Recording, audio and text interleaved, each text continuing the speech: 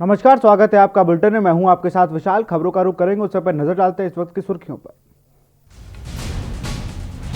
कल से और तेज होगा किसान आंदोलन। अपनी मांगों के लिए कल किसान निकालेंगे ट्रैक्टर मार्च। 14 तारीख को किसान करेंगे आंदोलन अनशन। प्रदेश में 15 दिसंबर से खुलेंगे कॉलेज और यूनिवर्सिटी। त्रिवेंद्र सरकार ने जारी किया एसओपी। क्लास पर बैठने के लिए 6 फीट की होगी दूरी अनिवार्य। उत्तराखंड के 2 दिवसीय दौरे पर दिल्ली के उप मुख्यमंत्री मनीष सिसोदिया। नैनीताल में कैची धाम के दर्शन के बाद कार्यकर्ताओं के साथ की चर्चा। देहरादून में भारतीय सैन्य अकेडमी के पासिंग आउट परेड में आयोजित 325 नौजवान बने भारतीय सेना का हिस्सा। 70 विदेशी कैडेट भी पास आउट। यूपी के बलरामपुर में तैनात एसडीएम के खिलाफ रुद्रपुर कोतवाली में मुकदमा दर्ज। पत्नी ने लगाए अरुण कुमार पर दहेज के लिए मारपीट के आरोप। उत्तराखंड में बदला मौसम का मिजाज। पहाड़ी इलाकों में जोरदार बर्फबारी, जनजीवन अस्त व्यस्त। मौसम विभाग ने जारी किया येलो अलर्ट। आप देख रहे हैं के न्यूज, खबरों का सारथी। मौसम विभाग ने उत्तराखंड में भारी बर्फबारी को लेकर अलर्ट जारी किया है। मौसम विभाग की माने तो 13 दिसंबर से गढ़वाल के कई क्षेत्रों में बारिश और बर्फबारी की संभावना जताई जा रही है। मैदानी क्षेत्रों की बात करें तो अगले 13 दिसंबर से लेकर 15 दिसंबर तक अधिक कोहरा होने की संभावना है, जिसको देखते हुए मौसम विभाग ने निर्देश दिए हैं कि सावधानी बरतें ताकि रोड पर विजिबिलिटी को देखकर ही गाड़ी चलाएं। पेश है ये खास रिपोर्ट।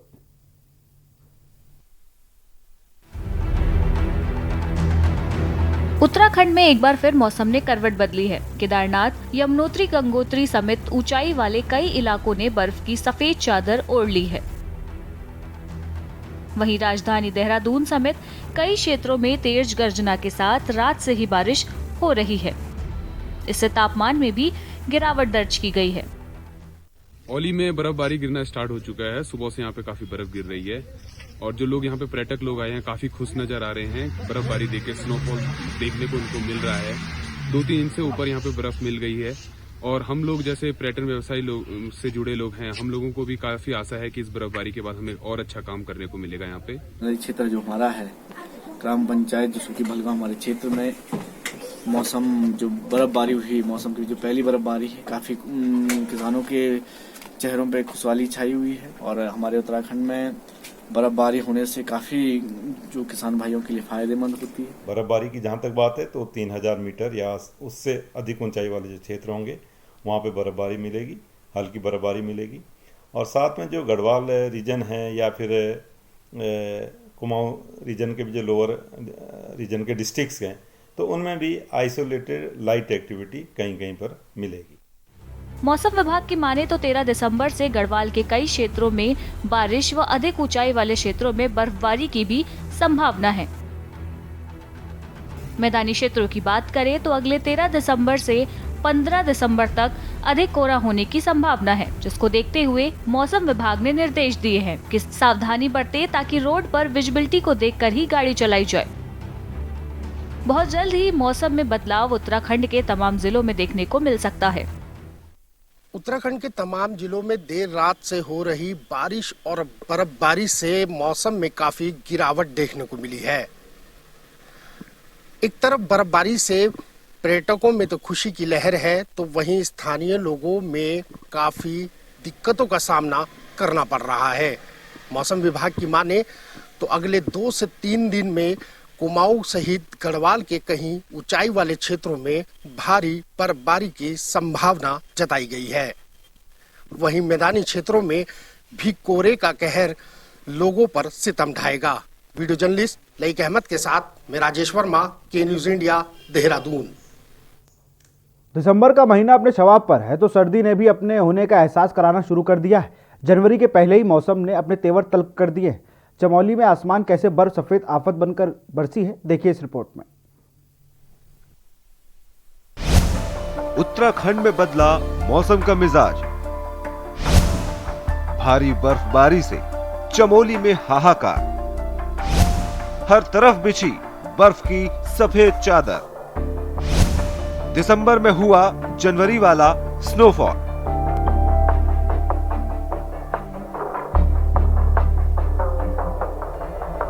जहां तक आपकी नजर जाएगी आपको हर तरफ बर्फ ही बर्फ नजर आएगी।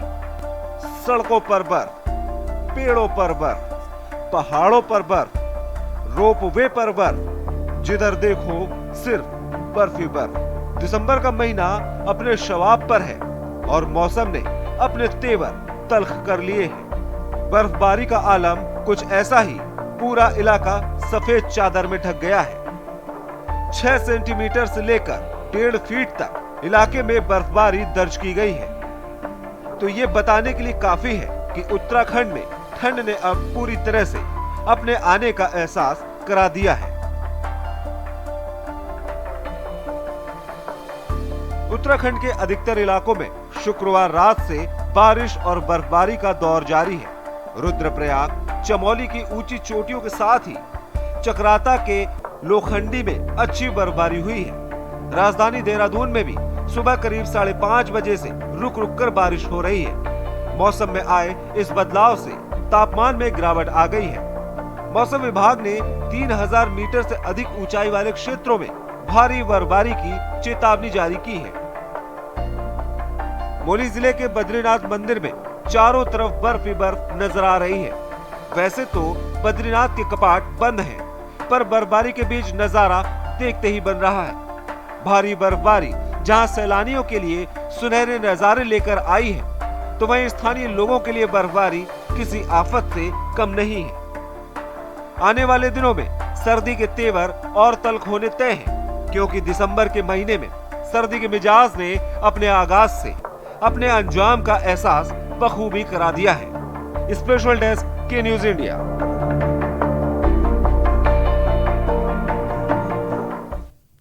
यहां रुकते हैं छोटे से ब्रेक के लिए, जल्द हाजिर होंगे।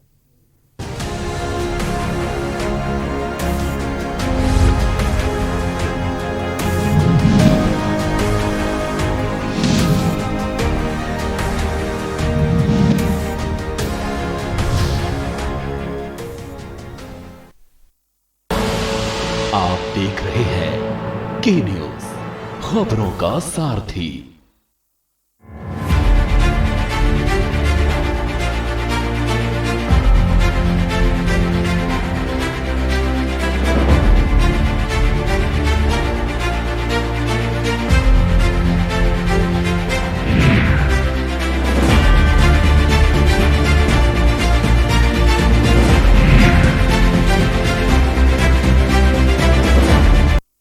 कोरोना संक्रमण को रोकने के लिए उत्तराखंड सरकार के प्रयासों में अपना योगदान दें। अगर कोरोना का कोई भी लक्षण नजर आए, जैसे खांसी, बुखार या सांस लेने में कठिनाई हो, तो डरे नहीं और न ही छुपाएं। तुरंत डॉक्टर से संपर्क करें। सही समय पर जांच जरूरी है। राज्य सरकार द्वारा कोरोना टेस्टिंग हेतु व्यापक व्यवस्थाएं की गई हैं। कोरोना से बचाव के लिए मास्क पहनना, हाथों को साफ रखना और आपस में 2 गज की दूरी बनाकर रखना जरूरी है। जब तक दवाई नहीं, तब तक ढिलाई नहीं। आप देख रहे हैं के न्यूज, खबरों का सारथी।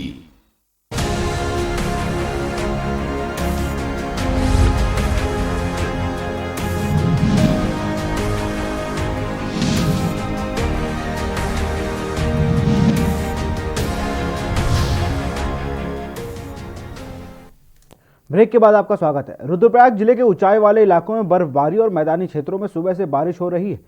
उच्च हिमालय की चोटियों पर बर्फबारी और हिमपात से जहां एक और जनजीवन अस्त व्यस्त हो गया है, वहीं ठंड का प्रकोप बढ़ने लगा है। तापमान में काफ़ी गिरावट दर्ज हो गई है।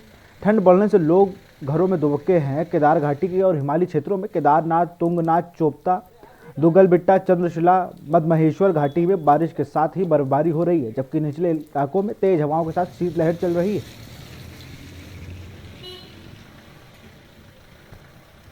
यह बरसात की पहली बारिश है और जनता में इसमें खुशी की लहर है। किसानों के लिए यह बहुत ही उपयोगी है और किसान आज से अपने जो निराई गुराई जो भी कार्य करना हो या विशेषकर जो रोपाई और नए वृक्षों को लगाना, नए पेड़ों को लगाने के लिए बहुत उपयोगी होगी। बहुत अच्छी बारिश है और पहाड़ में बोलते हैं कि ये सोना बरस रहा है। निश्चित ही यह फसल के लिए बहुत अच्छी बारिश है।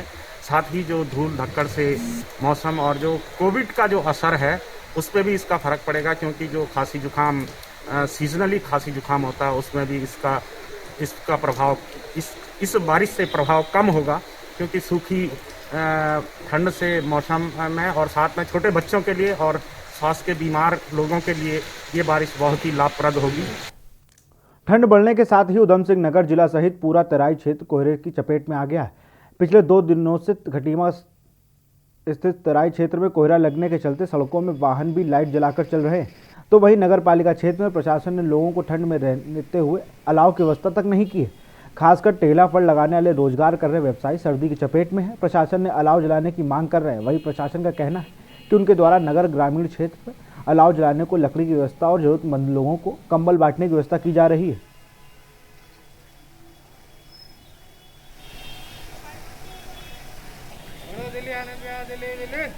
देखिए, गत वर्षों की तरह इस वर्ष भी अलाव, कंबल वितरण इत्यादि की व्यवस्था रहती है शीतकाल में, और ग्रामीण क्षेत्र में राजस्व विभाग को अलाव का प्रबंध किया जाना है, जबकि शहरी क्षेत्रों में नगर पालिका को अलाव का प्रबंधन किया जाना है। तो उसको लेकर 8 से 10 स्थान ग्रामीण क्षेत्रों में हमारे पास चिन्हित हैं, जिसमें हर साल अलाव जलाए जाते हैं। और इसके साथ साथ आवश्यकता पड़ने पर जहाँ पे भी नई अगर ऐसी सूचना आती है कि यहाँ पर लोगों को जो है इकट्ठा होते हैं या फिर ऐसा अलाव की आवश्यकता पड़ती है, तो वो उसमें भी उन स्थानों पर भी साथ साथ ही अलाव जलाने की कार्रवाई की जाती है। साथ और हम हर साल लोगों को बहुत तपाते हैं, मगर नगर पालिका हमको कभी एक लकड़ी भी नहीं देती है। और मरीज भी लोग आते हैं, हमारी दुकान है सब्जी की, तो इन तापते हैं, उनकी बड़ी सेवा करते हैं हम तपाई की, मगर कोई हमको एक लकड़ी नगर पालिका नहीं देती है, कभी भी नहीं देती है। ठंड बढ़ गई और ठंड काफ़ी बढ़ गई है। सरोवर नगरी नैनीताल अब धीरे धीरे ठंड का प्रकोप बढ़ता जा रहा है। सुबह से ही आसमान घने बादलों से डेरा डाले हुए हल्की बूंदाबांदी के साथ ही सर्द हवाएं भी ठंड बढ़ा रही हैं। बढ़ती ठंड के चलते आम स्थानीय नागरिक सहित पर्यटकों को ठंड से बचाव के लिए सुबह से ही गर्म कपड़े पहनने को मजबूर होना पड़ रहा है। वहीं मल्लीताल पंथ पार्क में लगने वाली प्रसिद्ध फल बाजार में गर्म कपड़ों के स्टॉल सजने लगे हैं, जिसके स्थानीय लोगों के साथ साथ पर्यटकों द्वारा भी जमकर खरीदारी की जा रही है।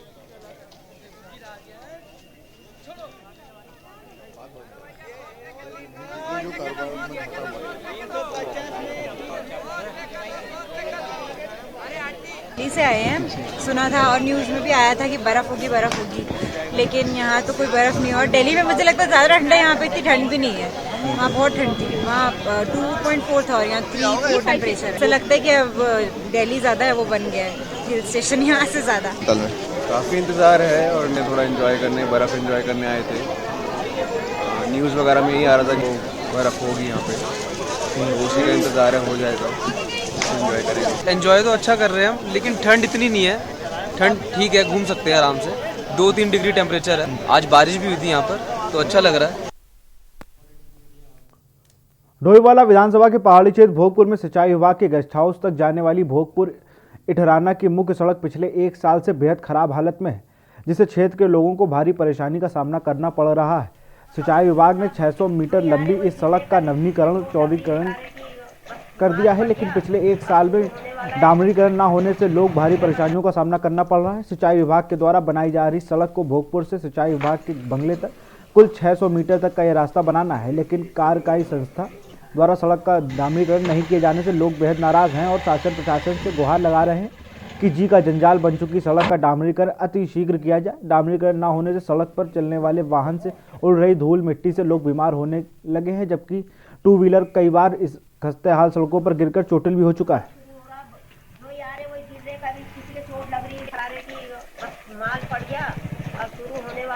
तो कई साल हो चुके हैं, पर 1 साल से ज्यादा ही परेशान है। तो क्या बता रहे हैं, क्यों नहीं बन रही सड़क? कुछ बताया किसी ने? बोल तो रहे कि मेटल पड़ गया, अब देखो कि पाइपलाइन उखड़ेगी पुरानी वाली और नई वाली में पानी चालू हो जाएगा तो रोड बढ़नी शुरू हो जाएगी। अब बोलते बोलते 1 साल तो ये बीत गया। कितनी परेशानी हो रही है? बहुत परेशानी हो रही भैया, कुछ पूछो ना। हम तो कई बार बच्चों को उठाते हैं जो गिरते हैं, उठाने भी पड़ते हैं, बताओ चोट लगती है बच्चों के। पिछले कुछ 1 सालों से ये रोड ऐसी पड़ी है और जो सिंचाई विभाग के कर्मचारी हैं वो बार बार इसमें काम करते हैं, फिर कुछ दिन के लिए छोड़ देते हैं। और एक पाइप ये है यहाँ पे, ये खुला छोड़ दिया है और इसमें आने जाने वाले मोटरसाइकिल वाले 2 व्हीलर के लिए बहुत बड़ी दिक्कत है। कई बार आदमी यहाँ पे नीचे गिरे हैं, क्योंकि जैसे आदमी चलता है ध्यान तो देता नहीं कि पाइप है बीच में और नीचे गिर जाता है इसमें। तो इन्होंने ऐसे छोड़ रखा है पिछले कुछ दिनों से और 1 साल से इसमें काम चल रहा है, लेकिन अभी तक कार्य पूरा भी नहीं हुआ। अभी देहरादून में झमाझम बारिश के बीच भारतीय सैन्य अकेडमी की पासिंग आउट परेड का आयोजन किया गया। भारतीय सैन्य अकेडमी में अंतिम पग में भारत के 325 नौजवान भारतीय सेना का हिस्सा बन गए। इसी के साथ ही 70 विदेशी कैडेट भी पास आउट हुए। भारत माता तेरी कसम तेरे रक्षक बनेंगे हम आईएमए गीत पर कदम ताल करते जेंटलमैन कैडेट ड्रिल स्क्वायर पहुंचे। लोगों ने खड़े होकर उनका स्वागत किया। सुबह 8:45 पर मार्क्स कॉल के साथ परेड का आगाज हुआ, जहां पर उप सेना प्रमुख लेफ्टिनेंट जनरल SK सैनी ने परेड की सलामी ली।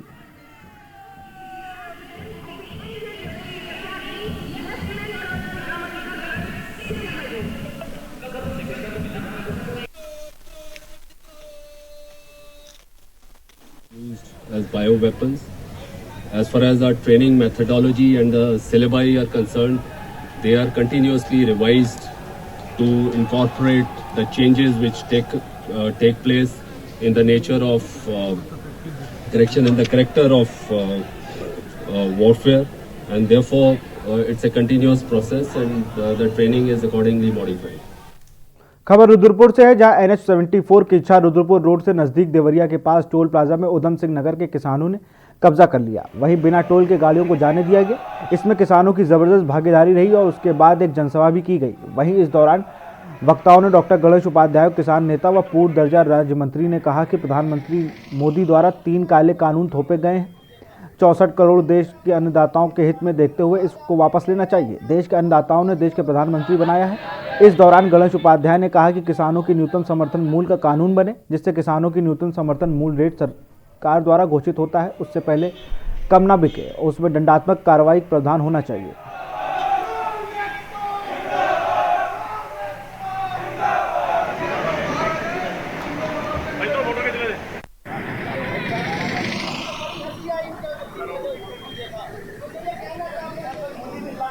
आज आप देखते हैं ना 5 रुपया लिखा होता है। यहाँ रुकते हैं छोटे से ब्रेक के लिए, जल्द हाजिर होंगे।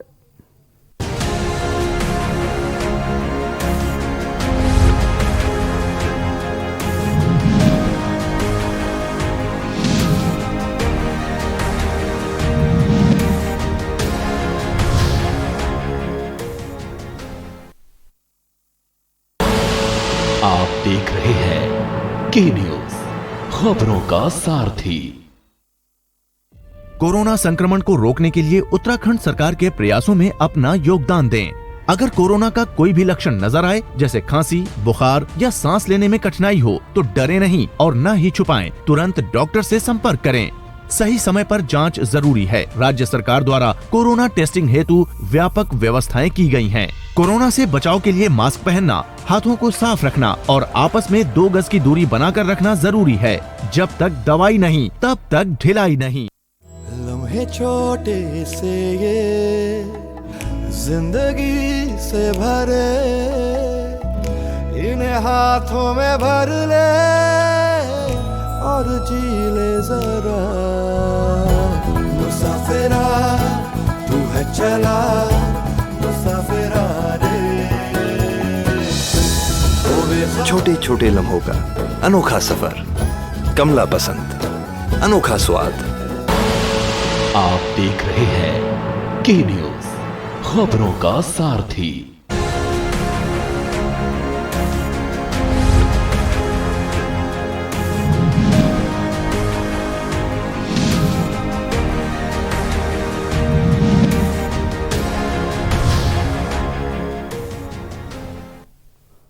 ब्रेक के बाद आपका स्वागत है। प्रांतीय उद्योग व्यापार मंडल के चुनाव को लेकर नगर पहुंचे जिला अध्यक्ष राजकुमार बुड्ढी ने आवश्यक बैठक आहूत व्यापार मंडल की नगर इकाई की आगामी चुनाव को लेकर व्यापक स्तर पर विचार विमर्श किया। इस दौरान 15 दिसंबर से 25 दिसंबर तक सदस्यता अभियान चलाकर व्यापार मंडल के सदस्य बनाए जाने पर सहमति बनी। बैठक में नए सदस्य बनाने की नीति और नियमों में कुछ सामान्य संशोधन के बाद आगे की रणनीति तय की गई। जिला अध्यक्ष बुड्ढी ने बताया कि नवीन सदस्य कार्यक्रम के अंतर्गत 3 दीवारें व छत स्वामी की व्यापारी के रूप में सदस्य बनाया जाएगा। चुनाव के दौरान विभिन्न फर्मों के स्वामियों को एक ही वोट डालने का अधिकार प्राप्त होगा। अधिवक्ताओं तथा ठेकेदारों की सदस्यता को इस बार प्रतिबंधित किया गया है। जब से पूरा दोबारा से वो बने हैं हम लोग, हमें जिम्मेदारी दी गई है पूरे जिले में दोबारा से सारे चुनाव कराए जाएं। पूरे प्रदेश में इस समय जब से नवीन व्यापार मंडल बना है, चुनाव हुए हैं, बीच में कोरोना की वजह से हम लोग थोड़े दिन रुके रहे। अब हम पूरे प्रदेश के हिसाब से, मेरे को जिला अध्यक्ष होने के नाते जिले की जिम्मेदारी है, पूरे जिले में चुनाव कराए जाएंगे, जिसमें किच्छा में सदस्यता समाप्त हो चुकी है। के लिए पिछला कार्यकाल समाप्त हो चुका है। आज जिले के व्यापार मंडल के पदाधिकारियों के सम्मुख जो है यहाँ के चुनाव अधिकारियों की बैठक हुई है और जिसमें ये निर्णय किया गया है कि 15 तारीख से जो है सदस्यता अभियान जो है किया जाएगा, जिस हेतु 14 तारीख को जो है घोषणा बाजार में करवा दी जाएगी और उसके लिए 5 सेंटर जो है सदस्य बनाने के लिए 5 सेंटर खोले जाएंगे, जिससे कि जो है वहां पर सदस्य जो है बन सके। सदस्यता के लिए जो है वही व्यक्ति सदस्य बन सकेगा जिनके पास जो व्यापार करता हो तथा उसके पास कोई न कोई इस संबंध में कोई लाइसेंस इत्यादि किसी चीज का भी हो, और जिसका जो है दुकान की कम से कम 3 दीवारें पक्की होना अनिवार्य है। तो इस संबंध में जो है बाकी अनेक जो है सारे चुनाव का ये निर्णय लिया गया। दिल्ली के आम आदमी पार्टी से उप मुख्यमंत्री मनीष सिसोदिया उत्तराखंड में 2 दिवसीय दौरे पर पहुंचे। मनीष सिसोदिया ने नैनीताल में कैची धाम के दर्शन किए और देश में सुख शांति की भावना से प्रार्थना की। उत्तराखंड में आकर कैची धाम के दर्शन कर उनको बेहद ही शांति प्राप्त हुई और आगे उत्तराखंड में किस तरह आम आदमी पार्टी की राजनीति होगी आपको लेकर कार्यकर्ताओं से चर्चा की। मनीष सिसोदिया आज शाम हल्द्वानी में जनता के साथ संवाद करेंगे तो वहीं पत्रकारों से रूबरू भी होंगे।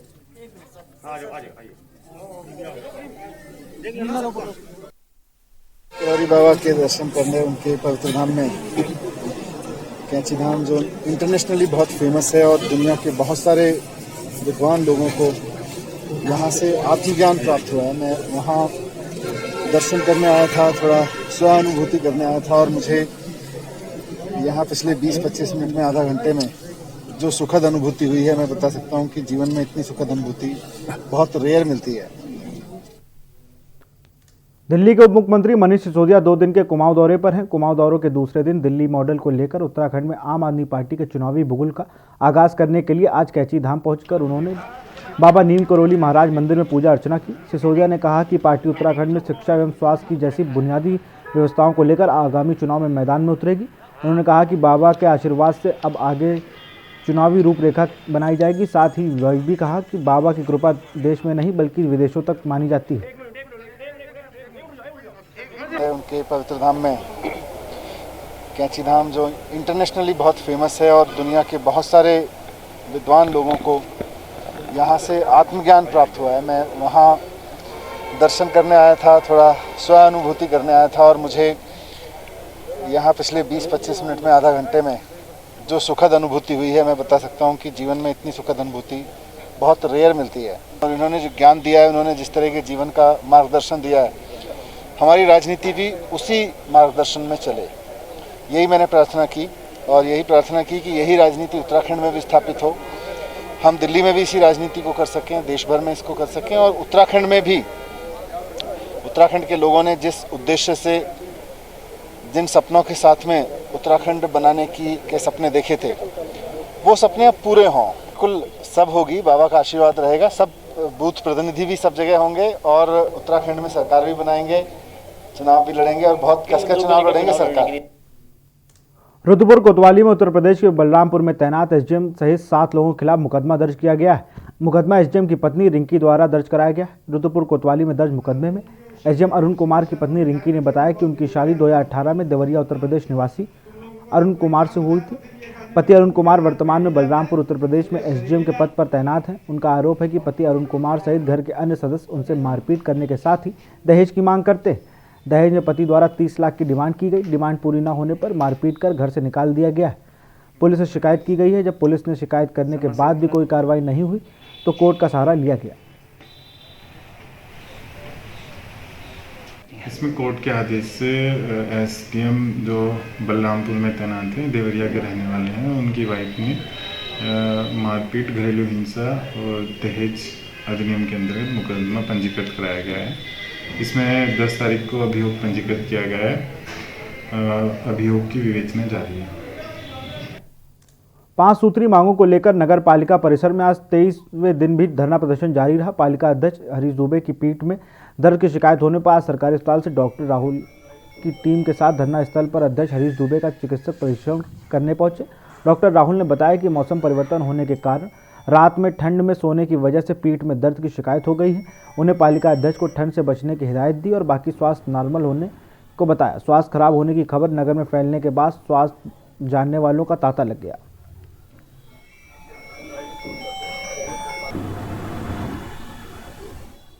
गए और दिन रात ये आंदोलन चल रहा है और मेरी पीठ में जो है कि काफ़ी दर्द मैंने महसूस करा। तो जिसकी जानकारी डॉक्टरों को लगी तो डॉक्टरों की पूरी टीम आई थी, डॉक्टर राहुल आए थे, उनके साथ और भी सहयोगी थे। उन्होंने चेक करके बताया कि ये ठंड के कारण से पीठ में दर्द है, बाकी नॉर्मल बता रहे हैं और ठंड से बचने की हिदायत दी है उन्होंने। दूसरी ओर ये 23 दिन से जो आंदोलन चल रहा है, जो विकास कार्य को बाधक बना दिया है। फिलहाल इस बुलेटिन में इतना ही। देखते रहिए के न्यूज़ इंडिया। नमस्कार।